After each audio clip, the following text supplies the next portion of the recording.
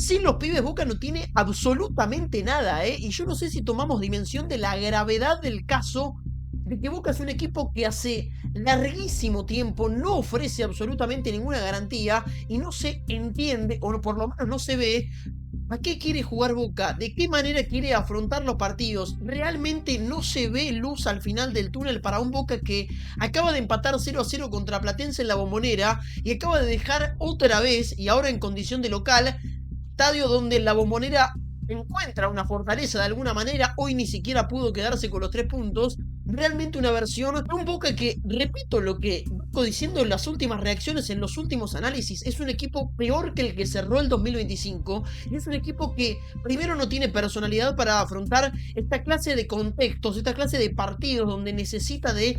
por lo menos esa personalidad o ese carácter para llevarse por delante a los rivales, y tiene futbolísticamente virtudes, actitudes, aptitudes para tratar de, por lo menos con alguna combinación o algo que salga de memoria, anteponerse a su rival, imponerse futbolísticamente y terminar ganando partidos, terminar ganando puntos que luego cuando termine el año probablemente se vaya a lamentar. Hoy Boca empató 0-0 porque Platense, que hizo en líneas generales un buen partido, un correcto partido,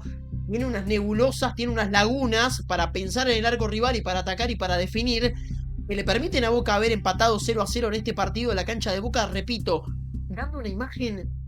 bajísima, flojísima. Y realmente si Boca no fuese por Gelini, no fuese por Aranda, no fuese por Milton Delgado, que ahora vamos a hablar de Milton Delgado, porque no entiendo por qué perdió su lugar en los 11 titulares que hoy salieron a jugar en la cancha de Boca. Realmente si no fuese por los pibes de las inferiores, los pibes de la reserva, Boca no tiene solución y Boca realmente preocupa, pensando en lo que se viene para adelante, pensando en las próximas fechas del campeonato y particularmente en la Copa Libertadores. A este equipo no se le ve una salida concreta y una salida que no corresponda a un probable cambio de entrenador, que yo creo que si Úbeda no le gana a Racing el viernes que viene en la Bombonera, prácticamente estará sellado, estará picado su boleto y es muy probable que deje de ser el entrenador de Boca. No arrancó el partido hoy y lo único que le dije a mi viejo mientras en el sillón mirábamos la transmisión del partido de Boca es: no quiero que hoy se vayan puteados, no quiero que hoy se vayan silbados, porque Boca es un equipo al que de entrada, cuando leías la formación, cuando veías y estudiabas qué es lo que podía llegar a pasar en el partido de hoy contra Platense, imaginabas cómo podía llegar a terminar la situación. Ojo, Alarcón y Hanson, para mí hoy jugaron un partido aprobado, pero yo creo que hoy el hincha está cansado de algunos nombres en la primera de Boca y está cansado de ser un equipo que no tiene soluciones, que no ofrece realmente alternativas y se encuentra fin de semana tras fin de semana con un equipo apático, sin intensidad, sin personalidad y que encima tiene que ver una y otra vez a nombres que, lo dijimos un montón de veces, tuvieron una, tuvieron dos, tuvieron tres, tuvieron cuatro y hasta a veces tuvieron 5 chances de reivindicarse en Boca, cuando Boca es un club que históricamente nunca había dado tantas garantías o por lo menos tantas oportunidades a los jugadores para poder volver a tener un lugar para ser titulares en la primera de Boca. Hablo del caso Hanson y también me animo a decir del caso de Alarcón, que había jugado en Estudiantes un partido para que nunca más vuelva a ser titular en Boca y hoy vuelve a aparecer. Hoy, la verdad es que de los 3 mediocampistas de Boca, para mí fue el mejor. Y eso habla peor de Paredes y de Ascasíbar de lo bien que puede llegar a hablar del chileno Williams Alarcón. Pero voy a empezar hablando y haciendo el análisis puntual de la mitad de la cancha de Boca, en un primer tiempo en el que ahora vamos a hablar también de Platense, que obviamente es su parte, y como siempre digo, el rival juega y también hay que analizarlo. Boca es un equipo, lo venimos diciendo hace un montón de tiempo, esto no es nada nuevo. Yo podría agarrar la reacción del partido pasado, del anterior, del anterior, del anterior y del anterior y pegárselas, que ustedes prácticamente, si yo no diese nombres, no se enterarían si estoy hablando del Boca Platense, del Boca Estudiante, del Boca Vélez, del Boca Racing del año pasado o de cualquier partido del ciclo 2025 o 2026. La verdad es que Boca es un equipo que a la hora de tener la pelota a veces da la sensación de que los jugadores levantan la cabeza y no saben realmente bien a dónde buscar y qué hacer con ellas. A ver, Boca es un equipo que intenta sacar la pelota jugada de abajo. De hecho, hoy pegó un pelotazo a Marchesín para salir en un saque de arco y llamó la atención porque Boca es un equipo que generalmente sale con la pelota jugada o que por lo menos trata de sacarla con la pelota limpia, con un Paredes que hoy volvió a jugar como volante central ante la ausencia, ante la falta de Milton Delgado, para mí injustificada. Y para mí Paredes hoy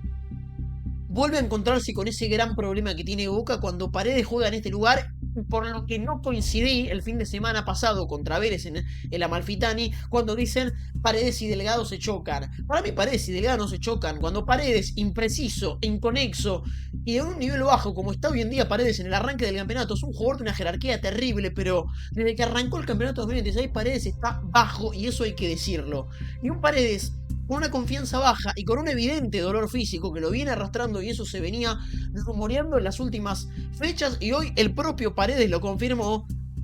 se mete entre los centrales y a un Boca que no tiene movimiento, que no tiene rotaciones, es difícil marcarlo. Boca es un equipo al que es fácil y cómodo jugarle, sea de visitante, más todavía, y hoy también lo es en la cancha de Boca. Paredes agarraba la pelota, a veces metido entre Ayrton Costa y Di Lolo, que casualmente tienen buen pie para hacer ese trabajo y que quizás hasta podría obviarse esa posición de Paredes, y se encontraba con un Alarcón marcado por Bucio, con un Acasíbar marcado por Amarfil y con un Boca absolutamente estático, que a veces sale jugando bien, que a veces se encuentra con el circuito de pases para atravesar la mitad de la cancha, pero llama la atención, nunca lo hizo, pero llama la atención al nivel de intensidad de hoy, que Boca nunca es un equipo que encuentra superioridad numérica en algún sector puntual de la cancha. Uno de los manuales del fútbol moderno, escrito e implementado por Guardiola. Obviamente no estoy pidiendo que Úbeda se ponga el traje de Guardiola que dirige en el Manchester City de la Premier League, pero uno de los manuales del fútbol actual narran que para sacar la pelota limpia o para ser mejor que tu rival, en algunos sectores claves de la cancha, vos tenés que encontrarte con un 2 contra 1, con un 3 contra 2, con un 4 contra 3, ese famoso triángulo que ejerció y ejecutó Guardiola en prácticamente todos sus equipos, es algo que Boca nunca puede hacer. Pero no es que Boca no lo puede hacer porque no quiere jugar como jugaba el Barcelona de Guardiola con ese tiqui-tiqui que a veces se termina hasta tornando aburrido. No, no, no. Boca juega mano a mano en la mitad de la cancha, en todas las salidas y en todos los ataques. Fíjense que Boca no ofrece conexiones, no ofrece sociedades y no encuentra nunca un 2 contra 1. Nunca entre Alarcón, Acasíbar y Paredes se formó un triángulo para que le hagan el 2 contra 1, el 3 contra 2 o el 2 contra 1 en la mitad de la cancha platense, ni tampoco por afuera, que cuando no juega el Changuito Ceballos, Boca es un equipo somnífero para ponerse la máscara esa que usan los viejos para dormir y realmente tirarse a dormir una siesta porque no tiene sorpresas. Hoy el 4-3-3 de Boca era algo engañoso porque Romero se iba a tirar por adentro para formar una especie de 4-3-1-2 que se vio más claro cuando entró Aranda en el segundo tiempo, que tiene que jugar Aranda en Boca. No solo porque realmente es un muchacho talentoso, el 36 de Boca, Tomás Aranda, es un futurista talentoso, sino porque además tiene la necesidad de pedir la pelota, o por lo menos tiene la intención de moverse para generar algún espacio que genere por consecuencia el lugar para que algún futbolista, algún compañero pique el espacio, algo que nunca había hecho Boca antes de que entre Aranda, que gracias a Dios hoy entró con el 0-0 y no perdiendo 2-0 como pasó contra Vélez y contra Estudiantes. Da la sensación de que Aranda es el único jugador de los que tiene hoy Boca que hace ese movimiento hacia afuera o movimiento hacia adentro para encontrar algún desmarque que le permita recibir la pelota en soledad, en 3/4 de cancha y en algún lugar donde pueda ejercer peligro para luego encontrar a los delanteros. Hoy lo intentó con Cavani en una jugada en la que Cavani definió mal, que le cobraron offside, para mí estaba habilitado, y de Cavani quiero decir, me llama la atención que intente definir de esa manera con la zurda picadita cuando hace 3-4 meses no juega. Metele punta abajo, Cavani. Cavani sabe mucho más que yo de definición. Hizo 500.000 goles en Europa. Pero la verdad es que me llama la atención esa cuestión psicológica de un Cavani que aparenta siempre querer hacerla más complicada. Ahora, ese movimiento de Aranda es el que le termina generando el argumento del por qué digo y titulo en este video pone a los pibes Úbeda, porque no solo en este movimiento de Aranda, sino en la actitud que tiene Aranda cuando entra, que tiene Gelini cuando entra, que tiene Sufiaurre cuando le toca, y que tiene Milton Delgado, que lo podemos meter en la misma bolsa, en la que me imagino esperan Gorosito, esperan Rey Domenech, espera Dalmazo, que hoy entró a jugar con la camiseta de Platense cuando tranquilamente podría haber arrancado a titular el torneo en Boca. Todos esos chicos, todos estos nombres, yo creo que a Boca le proponen una alternativa, primero porque son aire fresco y Boca evidentemente lo necesita, y luego por el hambre que le genera a estos chicos jugar con la camiseta de Boca, con la intención, con la intensidad. Ellos son los que tienen que contagiar a sus compañeros y no los maduros, no los grandes, los que tienen que contagiar a los chicos de Boca. Yo repito lo que dije en el análisis cuando terminó Boca Newell's en la cancha de Boca, el espíritu, y escúchenme bien, del Club Atlético Boca Juniors vive pura y exclusivamente en los chicos que desde los 12 años hasta los 20 se forman en la institución. Ellos son Boca, ellos saben lo que significa jugar en Boca, ellos son exactamente el Club Atlético Boca Juniors, los llevan en la sangre, los llevan en la esencia, los jugadores y hoy deben ser titulares en este Boca apático y sin fútbol son los chicos que vienen de salir campeones casualmente en la reserva de Boca y que tranquilamente, comparación de los que hoy son titulares, podrían ser los que salgan de la partida para jugar el partido con Racing que se viene o para jugar cualquiera de los próximos, sea Copa Argentina o sea el campeonato local, para más o menos acomodar las cosas antes de la Copa Libertadores. Del medio para adelante Boca es un equipo inmirable, verdaderamente inmirable, y me cansé de buscar palabras bonitas para definir lo que es Boca futurísticamente del medio para adelante, sin una ideología de juego hace largos años. Yo el primer video que hablé del canal ya en enero del 2024, cuando se reafirmaba Diego Martínez como entrenador, planteaba la pregunta de que me gustaría preguntarle a Riquelme si tuviese la oportunidad, a qué le gustaría que juegue su Boca, y eso eran los primeros meses de la gestión Riquelme como presidente. Desde el 1 de enero del 2024 hasta el 15 de febrero del año 2026 no pude responderme esa pregunta. No sabemos a qué quiere jugar Boca, ni con Úbeda, ni con Gago, ni con Ibarra, ni con Bataglia, ni con Diego Martínez. Con Diego Martínez un poquito más, eso hay que decirlo también, pero no entendimos nunca en estos últimos años cuál es la ideología de juego de Boca y cuál es la intención que tiene para atacar y para ser superior, ser mejor, dominar a su rival, sea en condición de local o sea en condición de visitante. Boca es un equipo apático, ya lo dijimos, sin intensidad y a veces hasta sin ganas. Aparenta, por lo menos. Yo no creo que sea así, porque dudo que un futbolista profesional, con todo lo que ha atravesado en su vida para llegar a ponerse la camiseta de Boca y jugar en la Bombonera, no tenga ganas de jugar al fútbol. No me caben a mí esos análisis, o por lo menos no los compro, no los creo, sin conocer obviamente ninguno de los jugadores de Boca, sin conocer casi jugadores de fútbol. La verdad es que Boca es un equipo que, por la velocidad de juego que tiene y por la poca sorpresa, por la falta de rotaciones, por la falta de conexiones, por la falta de personalidad, parece que a veces es un equipo en la que esa apatía ya característica se transforma en desgano. No quiero caer en acusar de desgano a los futbolistas, pero sí es cierto que esa falta de intensidad y esa falta de convicción hace que a un platense, flojo platense,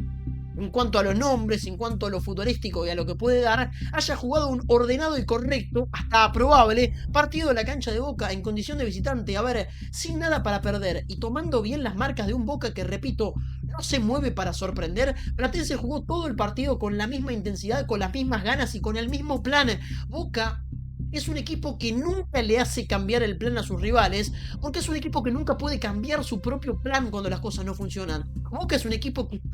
armado de una manera en la que no encuentra resultados, en la que no ofrece soluciones y además nunca puede cambiar ese plan para traer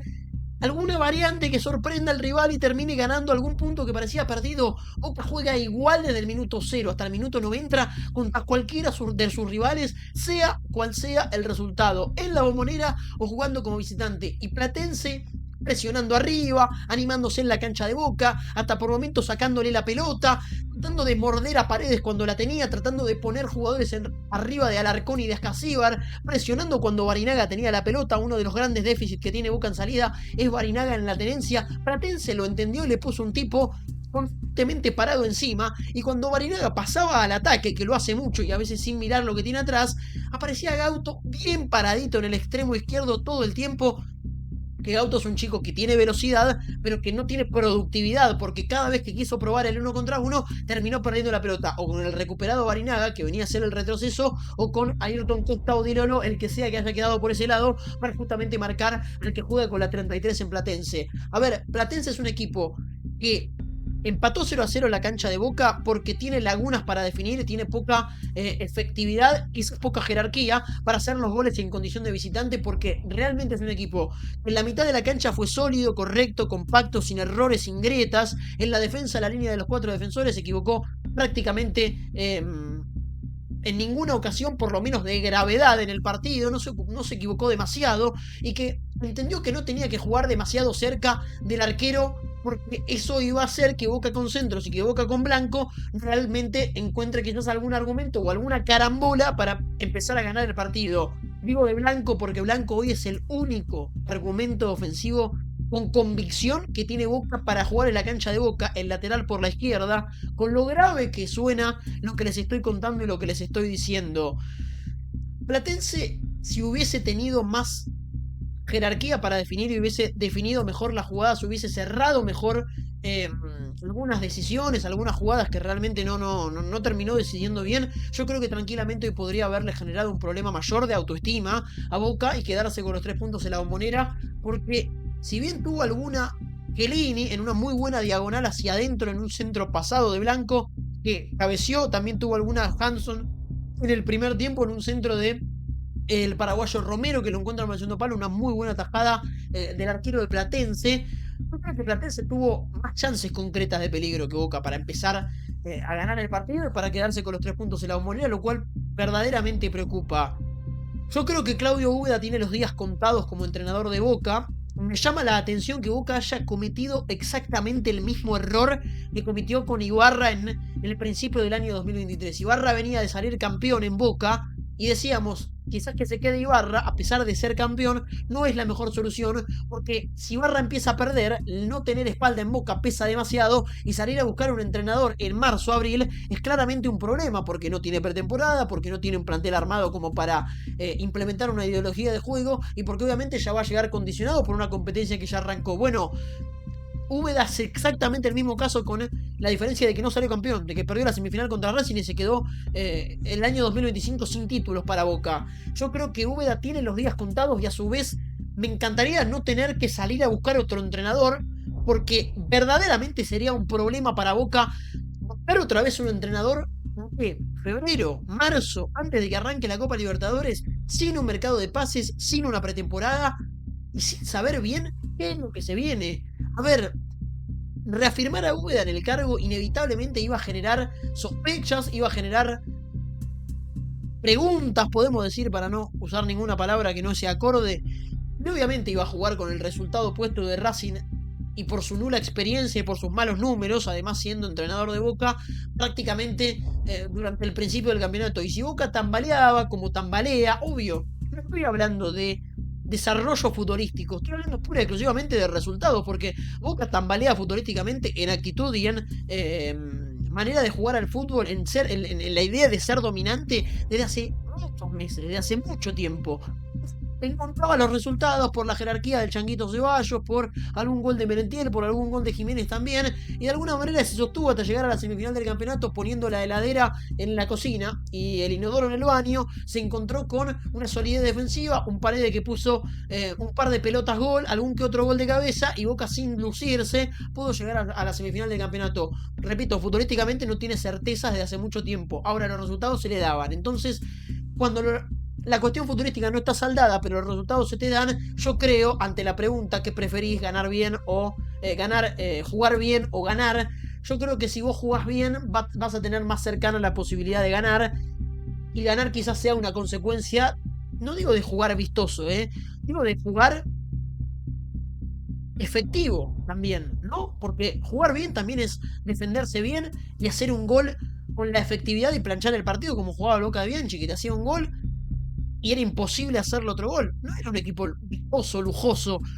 Quizás no deba ser un equipo con 75 toques de pelota. Boca debe ser un equipo tácticamente bien administrado y que juegue bien al fútbol en su ideología. El problema de Boca es que no sabemos cuál es la ideología. Y la verdad es que se me está haciendo larguísima la reacción. 20 minutos, nunca hablo tanto después de un partido. Pero tenía mucho para decir, porque realmente yo creo que el futuro es desolador y preocupante para un Boca que no encuentra soluciones y que no tiene la capacidad de quemar el libreto para cambiar de rumbo y tratar de encontrarse con un resultado favorable. Hoy Boca empató 0-0 contra un Platense que entendió las debilidades de Boca y las ejecutó bien, y por su falta de jerarquía, por su falta de convicción, no ganó el partido de la Bombonera. 0 para Boca, 0 para Platense. Yo creo que va a ser una semana de dudas, en la que Boca se va a preguntar cuánto le falta al Changuito Ceballos para volver, que es el único argumento en cuanto a lo ofensivo que tiene Boca para pensar en el arco rival. Es el único delantero concreto que a Boca le genera goles, sea haciéndolos él o sea asistiendo. Y también Yo creo que, muchachos, planteemos la pregunta, ¿qué pasa con Milton Delgado que cada vez que Boca juega mal, cada vez que Boca pierde, es el primero que sale eyectado del once titular para que juegue Williams Alarcón, Belmonte, Hanson o cualquiera de los que no han estado a la altura como sí ha estado Milton Delgado? Si no está Paredes por una dolencia en el tobillo y si no está Casíbar por una probable contractura muscular, Dios quiera no sea un desgarro, realmente Boca va a tener que preguntarse qué va a hacer con la mitad de la cancha. Donde ya tiene problemas con sus jugadores titulares, imagínense si tienen que jugar 3 suplentes, considerando a Milton Delgado como un no titular. Milton Delgado tiene que ser titular en Boca, lo digo en todos los videos, no lo voy a repetir hoy de vuelta, porque juega en una posición que hace jugar a Boca más adelante y porque hace que Paredes se pare algunos metros más adelante y por consecuencia mejore un Paredes que evidentemente arrastra una molestia y una lesión y que hoy verdaderamente jugó su peor partido desde su vuelta a Bransen 805.